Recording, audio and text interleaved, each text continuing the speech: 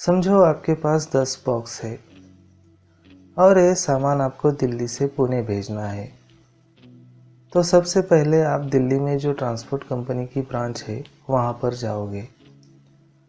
आप ट्रांसपोर्टर को आपके पते से माल उठाने के लिए भी कह सकते हैं, उसे बोलते हैं डोर कलेक्शन।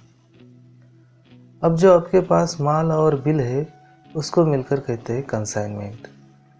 ट्रांसपोर्टर पहले आपके माल की पैकिंग चेक करेगा, उसके बाद माल का बिल और ई वे बिल रहेगा तो ई वे बिल भी चेक करेगा।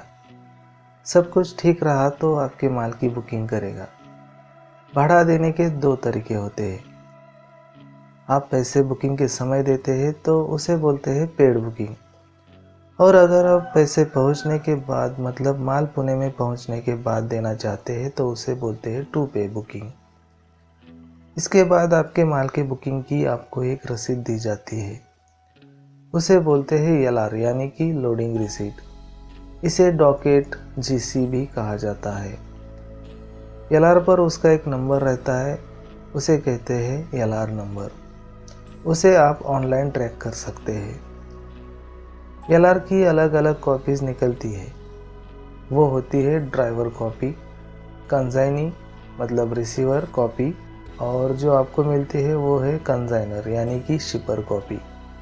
LR हमेशा चेक करके लेनी चाहिए कि उसमें आर्टिकल सही है क्या। अपने 10 बॉक्स दिए हैं मतलब आर्टिकल कॉलम में 10 संख्या होनी चाहिए।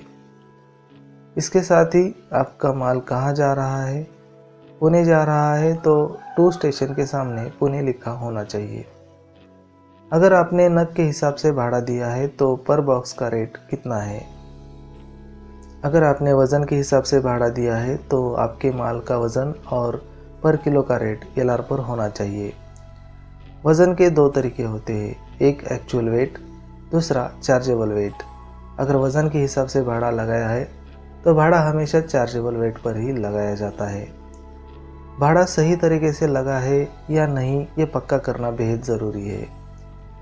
तो ये हो गया बुकिंग का प्रोसेस। अब माल लेने की बात करते हैं। इसके बाद माल आएगा पुणे में। माल की डिलीवरी लेते समय आपको मिलती है CR यानी कि कैश रिसीट। अगर आपने माल कंपनी, फर्म या शॉप के नाम से मंगाया है तो माल लेते समय आपके पास उस नाम का स्टैम्प यानी मोहर होनी चाहिए। अगर आपके पर्सनल नाम से माल आया है तो पर्सनल ID होना चाहिए। माल की डिलीवरी अगर आपको आपके पते पर चाहिए तो दी जा सकती है, उसे कहते हैं डोर डिलीवरी। तो ये सब ट्रांसपोर्ट की प्रोसेस है और उसमें यूज़ किए जाने वाले बेसिक वर्ड्स है जिसे जान लेना ज़रूरी है। हर ट्रांसपोर्ट कंपनी का काम का तरीका यही है। और भी बहुत सारे सर्विसेज ट्रांसपोर्टर्स आपको देते हैं और भी वर्ड्स ट्रांसपोर्ट में यूज़ होते हैं। उन्हें मैं आने वाले हर वीडियोज़ में समझाता रहूँगा।